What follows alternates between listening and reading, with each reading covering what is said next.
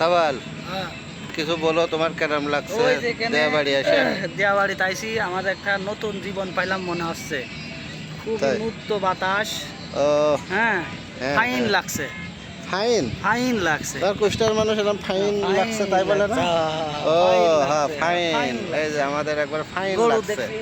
পুরা ময়দানের দেয়াবাড়ির এটাই হলো একটা জায়গা যেখানে কোনো দোকানপাট নাই, কোনো কিছু নাই, একবারে মাঠ বানায় রাখছে। হ্যাঁ, আর এখানে সেন্টার স্টেশন। স্টেশন, এই যে এটা স্টেশন সেন্টার।